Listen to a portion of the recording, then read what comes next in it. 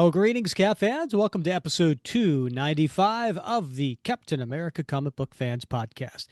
This is Rick Verbanis. I'm your host, and I've got a co host. You know his name. It's Bob Lucius. Oh, Bob. Living alone, I think of all the friends I've known, but when I dial the telephone, nobody's home. All by I myself. love that song, Rick. Don't wanna be all by Yeah, myself anymore. Okay, enough of classic. that. It's a classic. Yeah, do you know who sings it? I have no idea. Was it a one-hit wonder by chance? Eric Cartman. Damn it. Oh no, Carmen. Eric Carmen. Sorry, Eric Carmen. Carmen. Yeah, Yes, yes. right. Uh-huh. Yeah, Uh, that's a I just great put an one. earworm in all of our listeners. They're all Yeah. cursing my name right now. Yeah, I love when that one comes on Bob FM.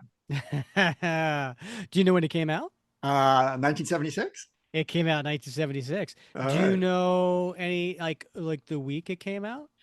Was it June? It was actually the root. Well, it came out in 1975, but the week of March 9th, 1976, that was the number two song. Wow. Took a whole year for it to wow. Yeah. Thereabouts. Yeah. But you know what else came out March 9th of 1976? No. Today's comic. We are Oh, covering yeah, that's a trick Captain question. America 198. Yeah. That's right. That's right. Man, you ever get sentimental for the late 70s, Rick?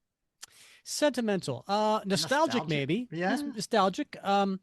You know, it's all about the people, right? It's the people that you're with and the experiences that you have, and everything else is just triggers for that. So whether it's a Right. song, whether it's Hmm. a commercial, whether it's a TV show, a movie, a book, whatever, right? A smell, right? Like they're all just triggers to bring you back to that those important times. And yeah, I get nostalgic. Hmm. Um, yeah, and some of those sappy songs can get you Oh, real they get you every sentimental. time. I heard one. I don't remember what it was. My wife and I, God, it might have even been yesterday. Well, Oh, it's Yesterday by the Beatles. Yeah, that's a no, good no, one.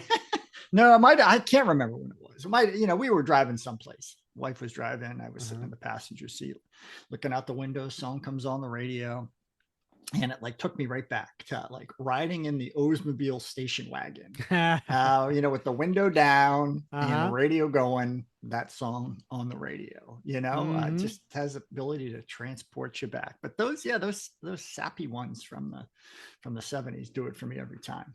Yeah, and you know the 80s had I go back and I look at like I don't know, like sometimes in my social feed I get a here were the top songs this week in Mm-hmm. 1984 and I'm like, "Oh, Yeah. I'll take a look." And I look and I'm like half of them are like slow ballads and it's Uh-huh. just like, "Wow, really?" Yeah. You know, there's yeah. Yeah. 80s song that does it for me. Mhm. U2's Sunday Bloody Sunday. Really? Yeah. When you say does it for you, what do you Yeah. mean by That really takes me back because I was in the backseat of Sue Nikoja's car, the that? Beast. Say no more. No, no, no, no. She was driving, but the girl that I had a crush on at the time, Hmm. it was me and like Sue and a bunch of other people and several of my friends all trying to jam ourselves into this car.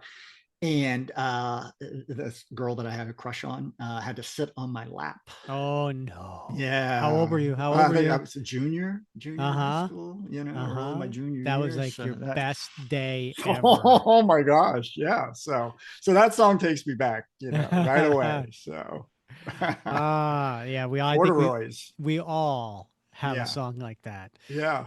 for those types of things. Yeah. Um I gotta say though, we are covering Captain America 198, which came out that week. It had a uh, cover date of June 1976, which I understand that's why you went with that. And before we get too much into this, I just will remind our listeners because we are covering Jack Kirby's Mad Bomb. This is part 6. So if you haven't listened or watched part 5, you need to go check out episode 291 right now, or else you're going to be completely lost. And we'll get you up to speed anyway. It doesn't matter. So that's what we're covering today, Bob. Jack Kirby's Mad Bomb, Part 6. There are only two parts left, Bob. Yeah, So episode 299 is going to be parts 7 and 8. So we might have a little extra long episode for that one. But that's going to be Captain America 199 and 200, all leading up to, at that time in 1976, was leading up to the bicentennial. And we will be leading right around the time this comes out. It will be our 250th anniversary. So we got it all planned out, Bob. we do. Yeah, I'm looking forward to those last two episodes, Rick. Mm-hmm. As we approach I cannot believe it's been 50 years since this came out. I know, right? That is crazy. And I think I told you, I have a lot of memories of my youth, but I do remember July 1976. Well, it wasn't July because obviously I was out of school, but it was June 1976 as we prepared for 4th of July, whatever it was, right? Our Mm-hmm. bicentennial. And my mom made me a little Minuteman costume that I wore, and I found that photograph. So I was very excited. I was Oh, like, 50 years. I can't believe that was 50 all years right, ago. listeners and viewers, come back for episode 299, and we will have Bob's Minuteman costume to share on the show. Yes, very authentic, except for the striped tube socks. Mm-hmm. Yeah. And the man part. Yeah. In the man part. Yeah. Right. Yeah. Speaking of costumes, Bob, did you? I see you got the memo on what T-shirt to wear. Yeah. Right. Right. No, it came down from up high. So, Mm-hmm. I just do what I'm told around this place. So, yeah. Yeah. We're looking good tonight, I my know, friend. right? Yeah. Although I don't know, I think it looks better on you. Well, I think it's the light. I Mm. think it's the light. I was going to go with the full look, Oh, look at that with the but glasses. yeah. So these are my reading glasses. You So know what? I feel like the movie with Schwarzenegger and DeVito and twins. I feel it does have that vibe. Yeah. yeah, yeah, yeah. I should take this so people can tell which one is which. Oh, okay. Yeah. Yeah. So listen, if you're watching on YouTube or watching on Spotify, we have the same Jack Kirby t-shirt. Now, I don't know about you, Bob, but I pick out my shirts for depending on what we're covering in that Mm-hmm. episode. So it could be a Jack Kirby, it could be another artist, it could be a particular logo that matches, it could be a time period that matches. I usually have that in the back of my mind when I pick out my Wow. shirt. Do Yeah. you? No, not at all. I pull open the drawer and I usually just grab the one that's on top, which of Uh, course, I probably have 15 cap shirts in there. yeah, me too. But I don't necessarily, reach to the bottom. So Mm, you tend to see the same ones over and over again, but I should mm. be more mindful. And I do have some, actually, this will surprise you. I do have some squirreled away. Mm. Yeah, that I've As never in, worn. oh, really? Yeah. Yeah. Shocking. I know, right? Yeah. Yeah. Yeah. The So, ones I have on the bottom of the pile are the ones I can no longer fit in. And and I used to wear them on this podcast. I mean, we've been doing yeah, this podcast, what, 5 years now? And right. I used to be able to fit in them. But, You got to lay off the bench press, man. yeah, that's what it is. Yeah. The arms are too tight. Yeah. Oh, Lord. Birthdays. Bob, there is, if you are listening to this episode on the day that it comes out, which is June 10th, a few days from now would be a birthday for one Neil Adams if he was still with us. Indeed. Legendary Neil Adams. I know you're wondering, well, he's not a Captain America artist. No, but he did Captain America and the Avengers for a few issues. Sure. And quite frankly, it's Neil Adams. I don't Right. need an excuse to celebrate one of the great legends. Right. Right. Right. Yeah. Nope. Very, very important. Yeah. Speaking of birthdays, that is also my son's birthday, Is it really? June 15th. All right. Yeah. Now, how old's your son going to be? 25. 20. Quarter of a century. Oh my gosh. I know. Where'd those years go? Well, apparently they're creeping up on me. Yeah. Yeah. Wow. Hmm. Yeah, if you think about it, when when we started this podcast, my son was still a teenager. Right. Yeah. Isn't that crazy? I know. That's what I'm saying. I mean, like, I went through the whole, God, college, graduated from college, on, Yeah, all that stuff. touring, all kinds of stuff. Yeah. He's had a Mm. life, man. Well, and And we here we thank, are. yeah, same old, same old.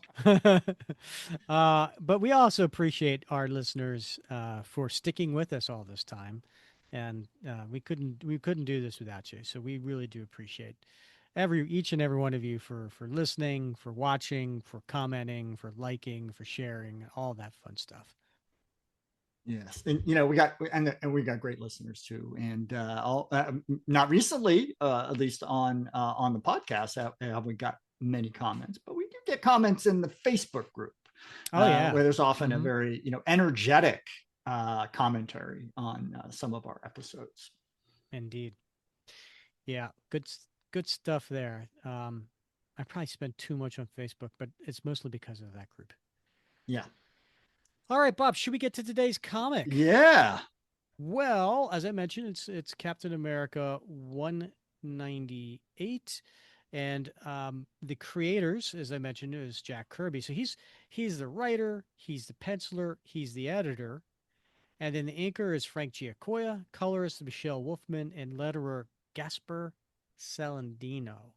Now, Jack and Frank did the cover. Do you want to take the listeners through the cover? yeah. So first of all, love that canary yellow background, Rick. Mm-hmm. I'm a big fan of that, and we're with the Captain America and Falcon logo as well. So interestingly enough, it has if you've seen Deathlock Lives, you've kind of seen Mm-hmm. this cover. So Yeah, we got I was going to bring that up. or Captain you. America 286, which Mike Zeck did, the classic cover of Zeck in the sewer holding up his pistol with the scope, which is also the ray with and I think that's an homage Mm-hmm. to this particular cover. Makes sense. Makes sense. In this cover, however, we got a bit of a thug wearing. I struggled with this, Rick. Because I like to do my research. Was this a flat cap or a newsboy cap? Man, I went round and round with this, right? Because of course I like to be precise, in my Mm-hmm. description. So I came down that I think this is a newsboy cap, and I Mm. know a lot of our listeners will know the difference, but for those that don't, a flat cap is usually made out of a single piece of cloth, whereas the newsboy cap is made out of 8 sections. So same brim, that flat brim, often with a little snap that snaps the top down to it. But you can see the lines here on the cap. So behind the little word box. So I'm guessing this is a newsboy cap. In any case, he's got a gun. He's holding it in 2 hands. It's a He's got a pistol. gun. Oh my gosh, don't get me going on Run Jody Run. Please My don't. favorite song from the 70s, Rick. Please don't. All right. In any case, look it up, folks. And he's got a very big scope on this weapon. And reflected in the scope, we see Cap cradling a young woman who is wearing a green cloak. Mm-hmm. I almost said schmuck, but it's a cloak with the hood over her head. And we see Falcon coming down from the air behind this tough guy. And the title says on the cover, Cap's love story. Yeah. What? Yeah. They met in the shadow of death, and not even the Falcon can save them. Mm-hmm. Yeah. So, man, obviously that's got my attention. Yep. That is an interesting cover, so much so that it inspired Mike Zeck. So, and that gun has a little bit of a Kirby-esque flair to it, don't you think? Oh, it is. It looks like it was machined out of a solid piece of metal, Hmm. right? What do you So, think? Do you think this thug needs to trim his nails a little bit? yeah, that was well. He's got some square fingers, my friend. So, Mm-hmm. like, he's got to have a hard time getting a pair of gloves that fit. So he hates winter. Yeah, So right. Yeah, still only 25 cents though. he's definitely a mittens guy. Yeah.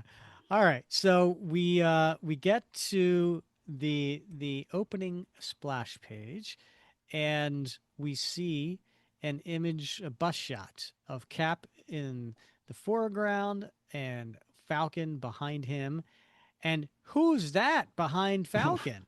Well, you know that is Lieutenant General because I respect his rank. Argyle Fist. That's right. Love that name. Yeah. Which would do you like it? Just is it just because it's together, or would you like? Does Argyle make it? Does Fist make it? Like You what? know, it's got a balance, right? I mean, I'm Uh thinking like huh. comfy Argyle sweater, and then you marry it with a fist. Uh huh. You know, I remember when I have three older brothers, Rick, the youngest of those brothers, when he's only got one child, he's got a son. And when his son was born, he tried to convince his wife that they should name him Faustus. Right. I remember this. Yeah. Yeah, because it means fist in German. Uh huh. So I maybe I'm just drawn to that name. I don't know. Argyle All right. Fist, though, it just seems like the best of both worlds. It does, doesn't it? All right. And at the top, it reads, in war and conspiracy, and in the many deadly ways invented by humans to seize the bounties that flow from power, there are quiet pauses in which the combatants suddenly find themselves confronted by the unforeseen, by tenderness and the eyes of innocence, and a face that can haunt a man for a lifetime. Now, the Falcon does his action bit as a counterpoint to, Captain America's love story. if you followed the previous issues, and you should have, you would know that Cap and the Falcon are hunting conspirators with a superweapon at their command. We've taken an underground installation with a massive equipment and hundreds of personnel, but there's not a sign of the devilish thing we're looking for. The conspirators always seem to be a step ahead of us. The battle we fought to gain the place was a meaningless victory. My task force didn't fight in vain, gentlemen. The trail is still hot. And we turn the page. It's a big old double page splash, one huge giant image. Bob, what are we looking at here? Oh my goodness, this looks like a gigantic cavernous room, Rick. Many stories high. And so, I mean, we see soldiers running all over the place. Of course, we see the lackey soldiers and competitors of the elites running around, being chased by the soldiers. They're being rounded up, arrested. But there's all kinds of sophisticated equipment in this room as well. And in the middle of the room is this very large circular, well, it looks like a cradle of some sort, for some sort of device. And Falcon is flying high above everybody in this room, and Cap is there as well, and Fist way down below, basically managing this whole operation. The conspirators are a massive group who serve a mysterious elite. At their command is money and organization, and a fantastic potential for carrying out their threat to take over the nation. And Argyle's troops are in there taking weapons out of other people's hands, uh, and one of them says, "There's no end to this underground setup. They've even got a factory down here." The big mad bomb was assembled here. It must have been slipped out before the attack, General. My guess is that we'll run across some hidden railway system that leads to a shipping terminal. One of the soldiers has a pistol on the enemy. It's over for you, chum. You small fry will have to take the rap for the biggies. End quote. But Falcon is flying overhead because, again, it's a really large room. They seem to have it all, don't they? The conspirators built the giant cradle to hold the mad bomb. I wonder where it is now, in what sort of outlandish place. I'll keep searching. The enemy must have bungled it somewhere in their haste to abandon this plan. And then we turn the page, and Cap comes up with this huge diagram. Big Daddy may be gone, but he left his figure behind. He's as large as a Titan missile. A simulated brain encased to broadcast madness. It's a frightening weapon. The general realizes how feeble his estimate really is. He knows that a peanut sized mad bomb had destroyed a town. That one, only slightly larger, has wrecked a city. It is painfully obvious what Big Daddy can do. There's no doubt of it. When Big Daddy goes operational, it will destroy this country. Have you found any clues here, Falcon? Nothing that will help us. Whoever organized the conspiracy has done a thorough job of planning and timing. We haven't been outfought, we've merely been outthought. There must be some new approach we could take. There is. I've radioed our findings to Washington. They've ordered me to wrap up this hideout. I've also got new orders for you both. It seems their agents have spotted Mason Harding, the electronics genius. He vanished from sight 2 years ago. What does that mean for us, General? It means that Washington is convinced that Harding is somehow involved in the conspiracy, that perhaps he conceived and designed the mad bomb. You two must be there when Harding is captured. The chances are good that Harding knows where the Big Daddy bomb has been planted. So we go to the next scene, and it's days later at a seaside estate on the East Coast. And here we see an older gentleman who is bedside with a young lady. But behind him are two guards, but they are dressed, I don't know, they have sport coats and turtlenecks on and sunglasses. And I don't know, Bob, what do you think of these two guys? They look shady to me. Yeah, Mm. they definitely look shady, particularly that one in the front of the Wearing two. shades? Yeah, wearing shades with that Neil Diamond look haircut from the late 70s. Make it fast, Prof. Time's running out. We can't stay too long in one place. Bob, got a question for you. Yeah, Um, do you ever get referred to as a professor? I do. Yeah, students Ha- call me that.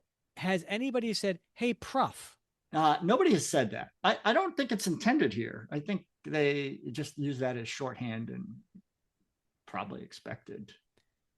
So the letterer got Yeah, a lazy. little lazy. Yeah, because Okay. I think he would have otherwise had to put a hyphen there and Yeah. continued on. Well, time's running out.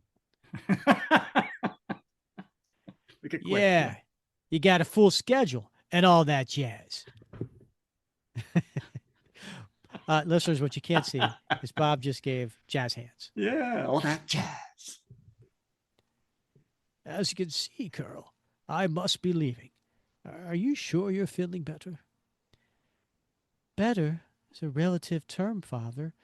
I I feel stronger. I suppose I'm ready to walk about, but that won't cure my illness.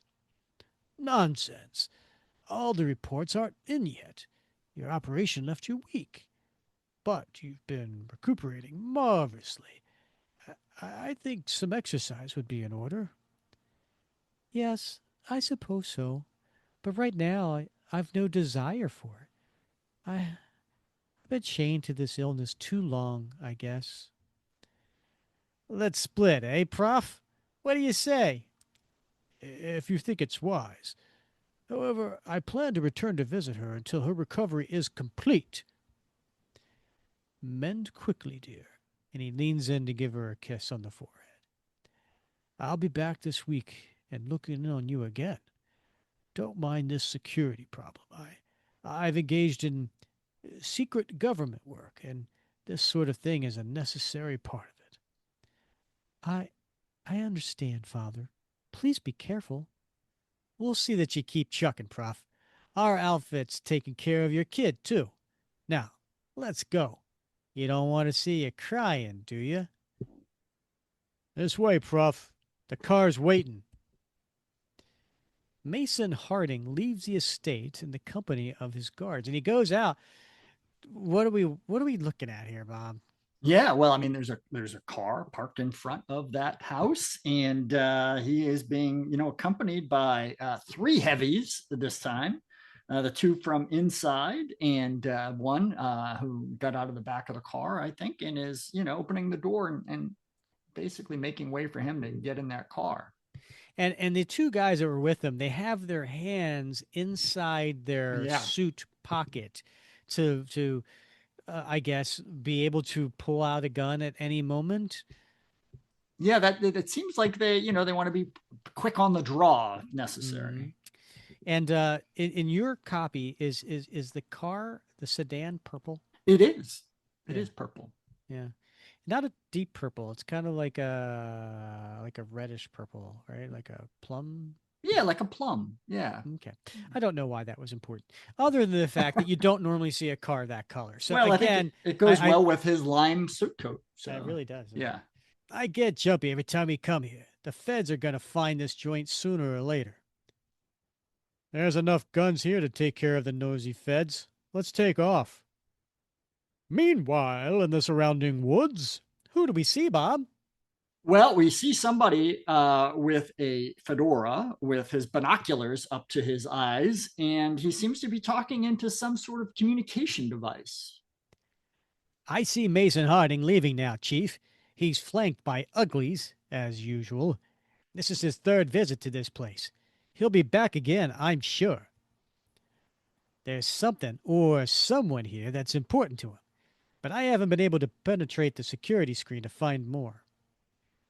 And it's like a two-way communication, but it's like a video, so you could see the faces. Wow, like man, we're talking George Jetson stuff here. Yeah, it's a smartphone.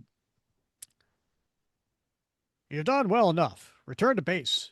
Two new men will take over when you leave. The government agent cuts short his vigil and leaves as silently as he came. He makes his way to the sand dunes, where the woods thin out and the sound of the sea covers his departure. Back at the great house, only one window blazes brightly. It is the room of a girl who fears the night, fears that the darkness will stay and engulf her for eternity. And we go back to the room where that young lady was in bed, and I guess the colorist really liked that color because, like, Got a that's, good deal on it. I Yeah. guess so. It's because of the color of the bedspread here. And there is a nurse who is coming through the door in a nurse's outfit. You can't keep your lights on all night, Carol. I'm switching them off. Oh, do what you like. I no longer care. Night or day means nothing to people like myself. There is a soft click. The lights wink out. And where Carol lies, the sound of poorly smothered sobs can be heard in the darkness. All by myself. Uh, I'm going to die. I'm going to die without ever having lived. Death will change nothing. I shall simply be a non person in another sense. And what shall I leave behind? Dreams and fantasies that never materialized into real people. It isn't fair. It isn't fair. It's all also horribly unfair to Father. He worked so hard to help me, and always in the shadow of those unpleasant security people. At that moment, the night itself has spoken quietly. I've brought you a stranger, it says. What are we looking at, Bob? so the window has opened. We see the moon in the distance. It's dark outside, and we see in the shadows what appears to be Captain America. He's covered in shadows, but we see that white star on his chest and the silhouette of his shield. Who's that? Who are you? The stranger comes forward in the dim light. He is also like no man Carol has ever seen. His garb is like none worn by any other man. He is like a fantasy, which has finally come true. Oh, I didn't expect. You're stealing my line, whoever you are. I'm Carol Harding. For behind the mask, two piercing blue eyes study Carol as if she were some cryptic puzzle without an answer. Please don't be uneasy. I, I know you're not a burglar. At least I've never heard of one who wore such clothes. You take a lot for granted, miss, but I thank you for your confidence. The stranger moves like a cat. He is at the door in one swift movement. You were foolish to come here. The house is full of security people. It's because of my father's work. Very hush hush, you know. Then doesn't it occur to you that I might be a spy, a dangerous enemy? But you trust me. I could see it in your eyes. You're far more foolish than I, young lady. I I must go. I'm sorry to. Oh, don't leave yet. We we could talk about human secrets instead of meaningless things made from bits and pieces in some antiseptic laboratory. There is a softening in the eyes behind the mask. The stranger sits at the girl's side. By the way, he's sitting in a chair, not on her bed. Yes, Just yes. He's got keeping it on the up and up. appropriate distance. You've been ill and lonely, and apparently not fond of the company in this house. Uh, they're kind to me, but very cold, almost sinister. I can't tell you who I am or why I'm here. I also urge you to keep this, visit off the record. Will you do that? It's very important. I give you my word. There's something about you that I like, a certain quality I've missed in any person I've ever met. And Cap thinks to himself, an innocent, caught in the web of conspiracy. That fool, Mason Harding, has put his own daughter in the worst of situations. You seem lost in thought. If you share them with me, I'll gladly tell you mine. Like yourself, I think about people. I think of the conflicts which arise because of their different versions of right and wrong. That's a heavy thought. I think you're a very sensitive person. I've seen my share of trouble, miss, but I must go. It it isn't proper. No, no, no. Not when you've just begun to know each other. You're a strange young woman to display such interest in a man whose face is concealed by a mask. It may seem strange to you, but I have this feeling that I'd I'd like to see you again. Will I see you again? I'm stronger now. I can get about if I wish. We could meet elsewhere. Yes, I suppose we could. But your security people, would they allow you to leave the premises? Of course. It's not as if I'm a prisoner in this house. And Cap smiles and waves. Tomorrow, then. It's a short stroll to the beach. The sea breeze may be good for you. Before Carol can answer, the tall stranger is gone. The night which has brought him has taken him back. Tomorrow, at the beach, I'll be there. I'll be there. And she lays back into bed and closes her eyes. I suppose one could call it madness, but I somehow believe it's a miracle. The man behind that mask is worth the risk of hanging one's heart on a rosy dream. I must take that risk. Wow, that's a quickly developing relationship. You think? Yeah. Yeah. Yeah, me too. Also, I'm not sure what time we're supposed to meet at the beach. I know, right? I'll just wait. Yeah. Meanwhile, at the nearby beach, Cap makes it down. This is an incredible development. Somehow, finding such a sweet girl in that nest of reptiles is shaking me up. Cap looks to the moonlight sky and spots the soaring figure of his unique partner. And we see a shadow on the beach, must be from the moonlight, of the falcon flying by. Down here, Falcon. I've been inside the house. Good deal. I kept the guards busy. They thought I was some giant night bird. I found out why Mason Harding visits the place. I found out why he'll return again. But it has nothing to do with the mad bomb. That doesn't matter. If Mason Harding designed the bomb, he must know where it's been planted. The point is that we've got to take him during his next visit to that house. We can't risk a shootout with his armed guards. Harding's daughter will be caught in the crossfire. Hey, Bob. And then in the background, that's a pretty big wave. That is a sizable wave that's coming in there. It's funny. I'm just seeing it now, Yeah. but this reminds me of a sip, like a wine and painting class that I took. And What? so me, my wife, and my daughter a few Yeah. years ago went to one of these places that you bring your own wine, and then you Uh-huh. have they give you everything you need to paint with, and there's an Yeah. instructor there, and he's like, okay, now do this, dab here, do this, use this color, mix it up, do this, and we're all doing the same scene. Well, Yeah. the scene was an island that had a little bit of purple in the dark sky Yeah. and waves like this, and then the beach, and then had the little sand, the little grass coming up in little patches, just like it does here.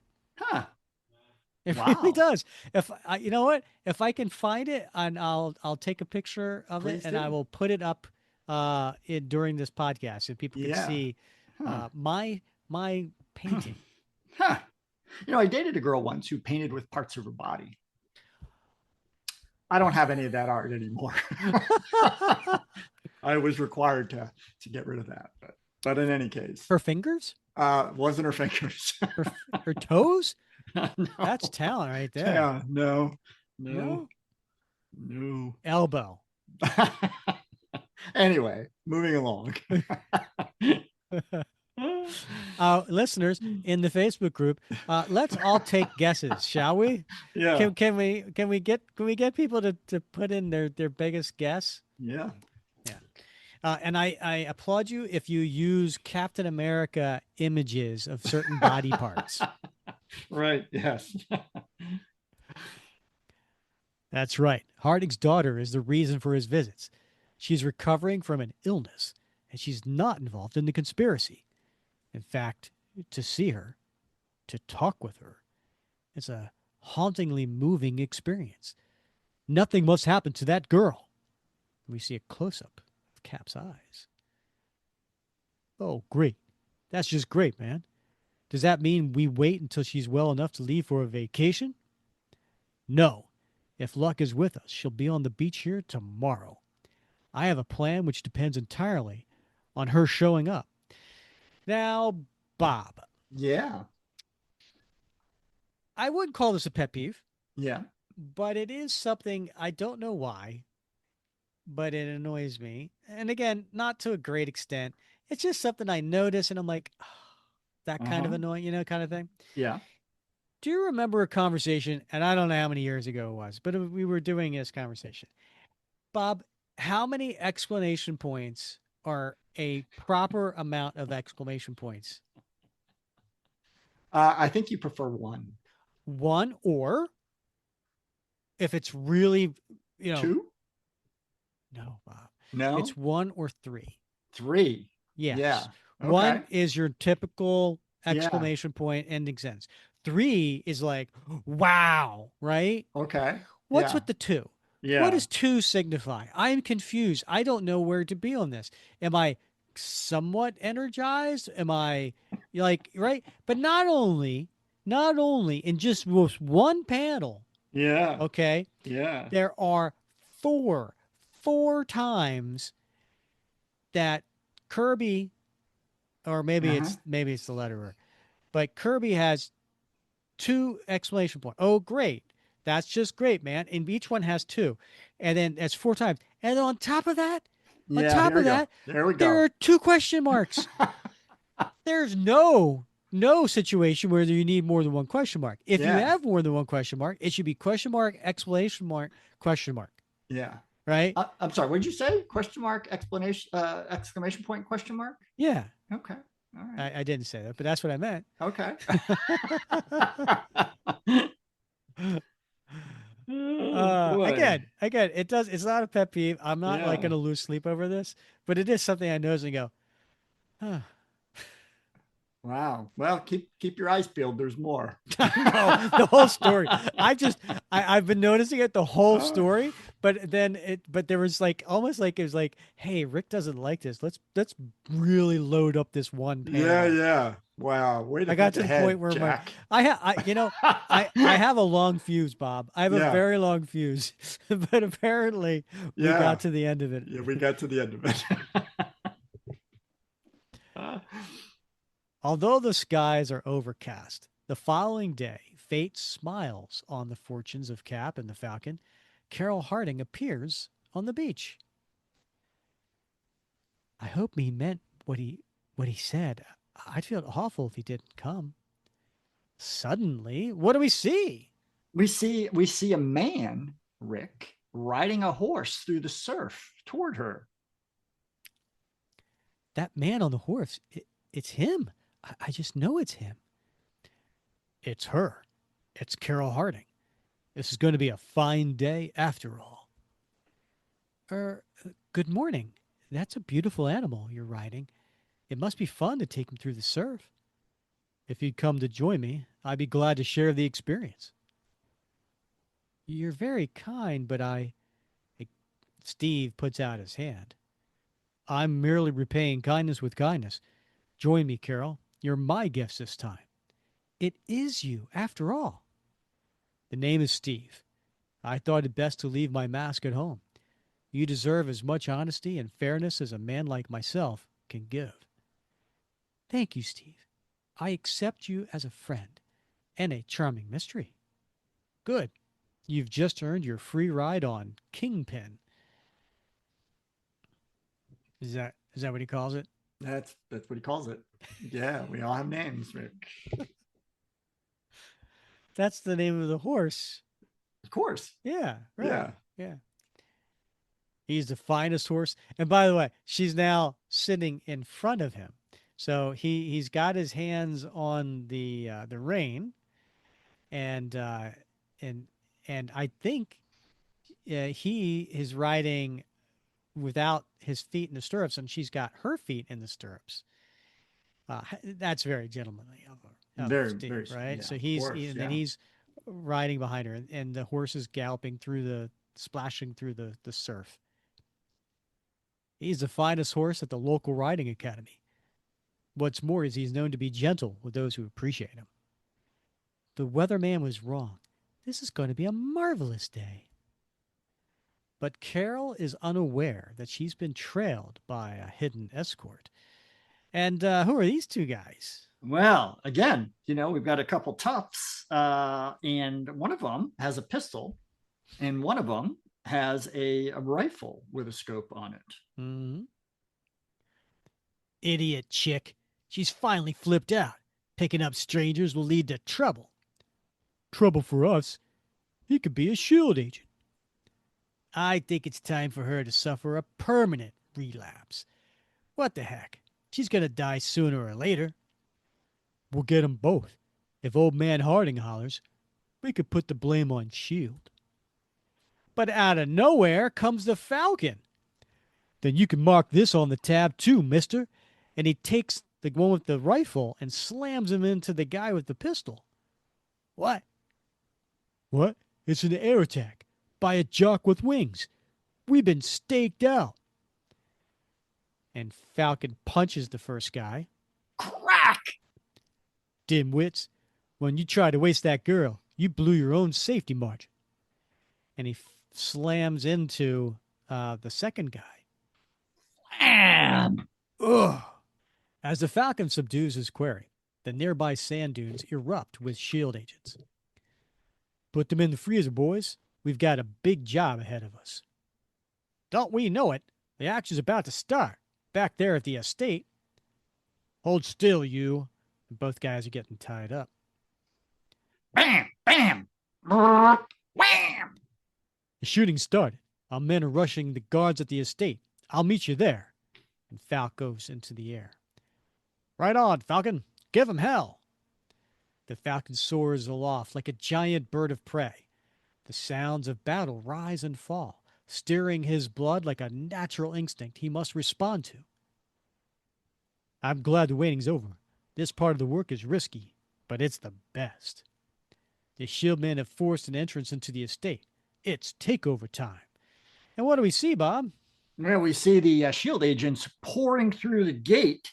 Some of them are charging toward the building with their guns and their assault rifles in hand, and we see a couple of them, basically taking the toughs into custody. Keep those hands up. Into the main house. Clean it out. More shooting. That's certainly a hostile crowd in there. Inside the great house, death flies noisily in all directions. Resistance to the raid is savage and intense. The Falcon now realizes the grim fate that Carol might have suffered in the shootout. Let's go easy, mister, or I'll drop you hard. Do it. Do it. Okay. I know when I've had it. Blast you guys out. Ah! And it's a big shootout. Yeah, this is an amazing full page splash, right? And it shows the depth of the house, but also the multi level nature of the house. There's stairs going up, and there's folks on each level of this house. Rush them. Take them fast and disarm them. Don't chase those who try to use the rear doors. They're covered. And on the beach, we see Carol, who is leaning up a cliff next to a cliff as she's sitting on the sand. And Steve is making a fire in a little rock pit. And we see the horse tied up in the background. Just relax, Carol. There's nothing like a warm fire to help one enjoy a brisk day. Is there something wrong? You seem just listening. I thought I heard some loud noises in the direction of the estate. Steve thinks to himself, the raid is on. I know the Falcon will see it through with minimum difficulty. Perhaps I should cut this outing short and go back there. No, don't do that. Not yet. We owe each other a little more time. You know, one never realizes how lonely he is until he meets someone who lives with it continually. All by myself. You, Steve? You are lonely? Yes, because in these few moments with you, I found a sense of quiet contentment I seem to have lost somewhere in the distant past. But that hardly seems believable. Why? Well, what is there about me which leads you to say that? I may be a very dull fellow. Horse feathers! You're a man with a record of many battles, a wonderful man of action. But how can you possibly. Hey, what? Bloop. And a ball hits Steve right in the head. Goodness. And then Steve gets the ball. It looks like it's the color of a basketball, but it looks a little bigger than that. Yeah, it looks like a medicine ball, doesn't it? Yeah, it kind of does. And what are we looking at here, Bob? Yeah, we got four odd fellows on the beach. One of it has stolen the shirt from the Sandman. Yeah. The other one is wearing a T-shirt that says Jake's Garage. Another one looks to be Blob's younger brother, Mm-hmm. and the fourth guy is like in the back having a beer. Yeah. So With his hand in his pants. he's a little shifty. Yeah, Yeah. he's got the uh oh gosh, what was it? Married with Children. The Al Bundy, right? He's got the Yeah. Al Bundy hand in his pants. Yeah, he does. Yeah. Yeah. And then the big guy, he's got a cigarette hanging out of his mouth. And then the Sandman guy, ha ha ha. Jake's Garage guy's like, look at the expression on the college boy there. Ha ha. Don't get your wind up, college boy. It's not like you got put in the hospital by bad throw. That's true, fellas. But it would be nice if you played your game in some other area. It's a big beach. Lots of space. Use it wisely. The answer to Cap's suggestion results in a rude tug of war. Take it easy. I was going to return the ball. So return it. Don't give speeches like some politician. Let go of the ball, college boy. You heard him. If you insist. I'm only too glad to oblige. And he takes the ball and pushes it into the guy's face. Whap! Get him. Oh. And just as Jake's garage guy goes for Steve, Steve ducks and he ends up going into the fat guys and he hits him in the gut. Where'd the college boy go? Sorry, piggy. Oh, that's not nice. Oh, that's yeah, that's That's not his name. no, it's not. It can't be. No.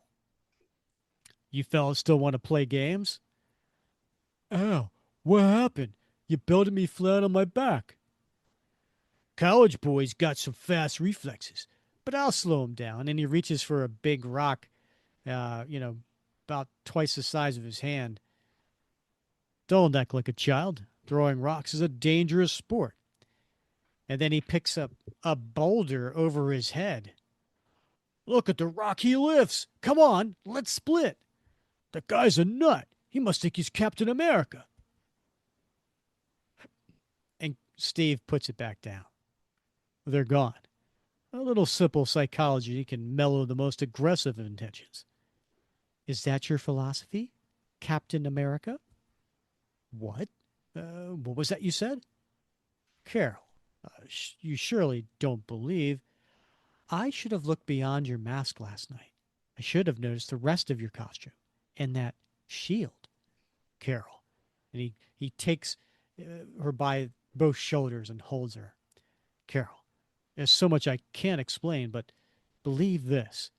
Whatever confidence I've shared with you have come from deep inside me and are offered with genuine sincerity. Yes, I, I believe that too. I'm glad of that. You know, for a girl who's had so little communication with people, you display an amazing amount of wisdom. That's not so difficult to explain, Steve. It's said that all truth is revealed to those who are about to die. And she goes into his chest and he puts his arms around her, but he has a look of surprise on his face, just like you just did, Bob. Yeah, I'm shocked. Last panel says tragedy of the heart is merely the lesser of the blows to be suffered by Captain America. Don't miss what follows in the next issue when Cap meets the man who sold the United States. Wow. I'm left hanging on this one, Rick. I'm telling you. Yeah. I don't know if I can wait. Well, yeah, I mean, if this was an interesting turn of events from what we've been seeing with the Big Daddy Mad Bomb story.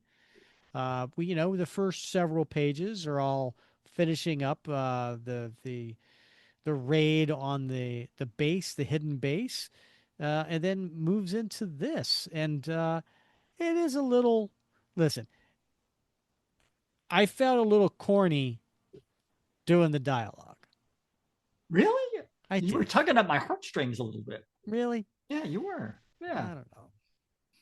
Feel like it was. I don't know. It's very old fashioned, very written for a certain age bracket. Yeah, I don't know.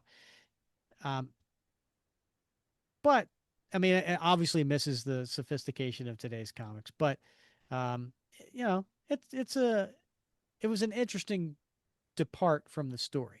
Yeah. Well, it slows it down, right? Mhm. Because the last few issues have been like a lot of action, a lot of Falcon Captain America action battling and Argyle Fisk trying to find the underground cavern and then taking it over. And this issue effectively slows the pace down a little bit so that it can be Yeah, it developed a does. little bit more. Hmm. So I think probably good. Gave Kirby a little bit of time maybe to figure out what the rest was going to be. Yeah, I mean, you know? he's doing a bunch at this point, so yeah, he probably is trying to figure it all out. Yeah, right. Yeah. So All right, uh, Bob, I go first. Believe it or not, it's been a while since we've done favorite panel, T-shirt worthy, and time capsule. all right, And I went back and I looked, and you did it the last time we did a Kirby, the Mad Bomb. I think was the last time we did all that. right. Um, so I go first, and I am going to say my favorite panel is going to be pages 2 and 3, double page splash. Okay, that's a great choice. It just, Yeah, I love the perspective. It's just, yeah, because you're at the top looking down in this gigantic room, and you see all of this machinery and very Kirby-esque style. You see some destruction, and you see the soldiers coming in and um, getting the various uh, bad guys to surrender in various heights. In some cases on the ground level, in some cases on the mid level, in some cases close to the viewer. I just like the perspective of it all, and how the yeah, story rolls. So I just thought, it's a cool double page splash by Kirby. yeah. Great choice. Thank you. Yeah. What's yours? What's your Well, favorite I'm panel? going with that other single page splash Mm, of Falcon leading the Shield agents into the estate.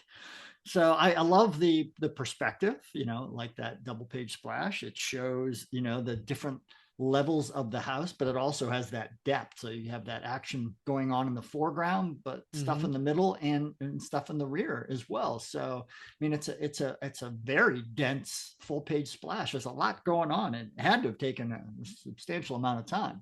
Yeah, I agree. Yeah, and it definitely has that feel, that time period feel to it. Um, with the agents, with the way they're dressed and everything. Right. Yeah. All right, so Bob, what is going on your T-shirt?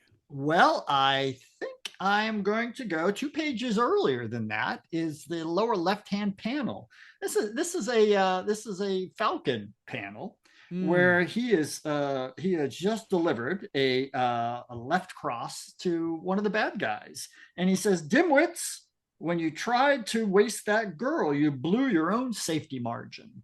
Mm-hmm. So again, last few times I've been like, I don't have enough Falcon apparel. Okay. I gotta have a Falcon T-shirt, and this one Mm-hmm. seems pretty cool. I love the fact that you're looking at the Falcon as he's hitting that guy in front of him, and between him and you as the reader. So, Yes, 100%.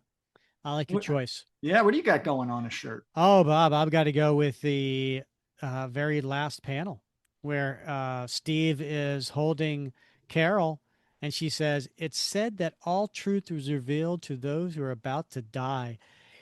I, Wow, that's I just philosophical. right. I think that would Yeah. be a ridiculous thing to put on a T-shirt and walk around with that, because people are gonna be like, "What? What?"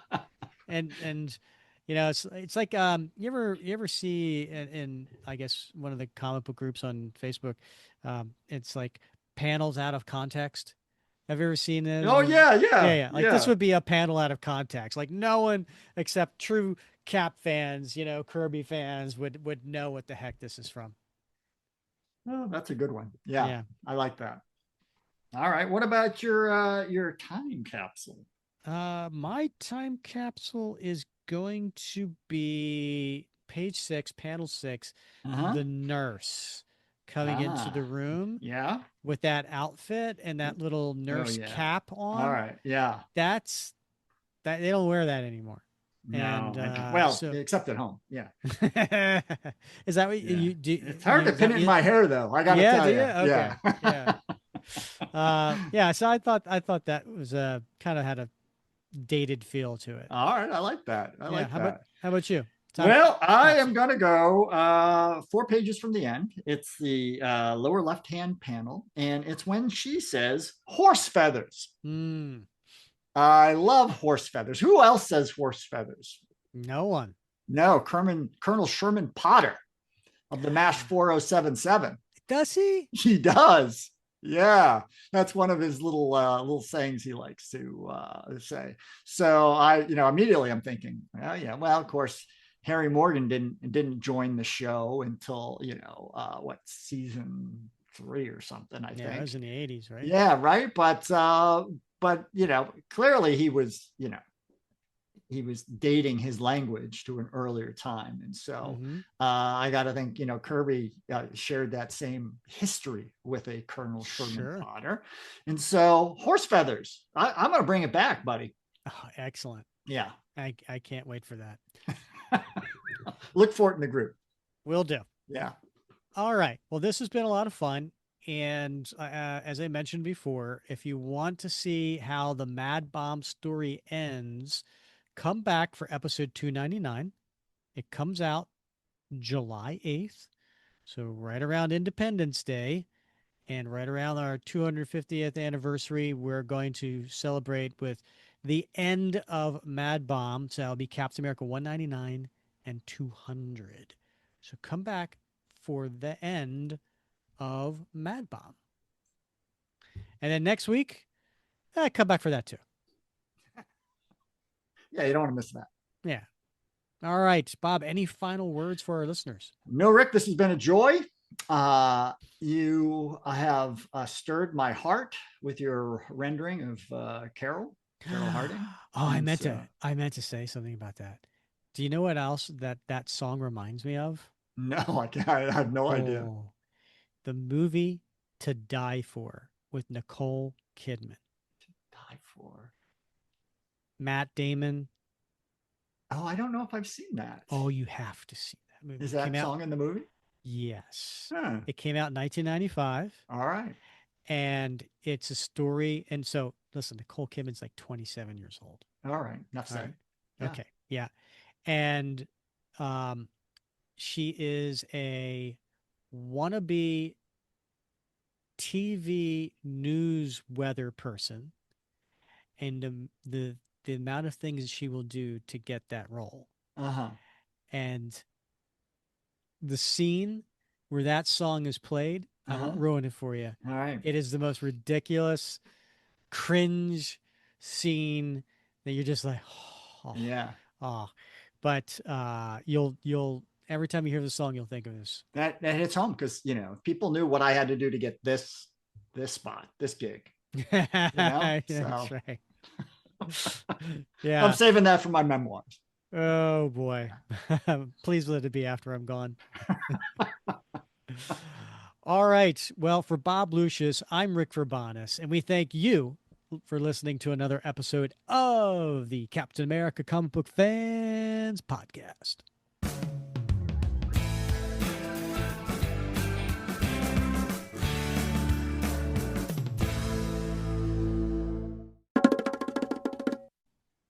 Inside the great house, death flies noiselessly.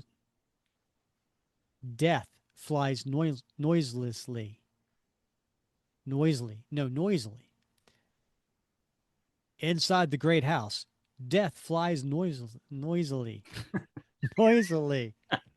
Noisily. Inside the great house, death flies noisily. Why doesn't it flow? Noisily. You've outthought it now. I know, right?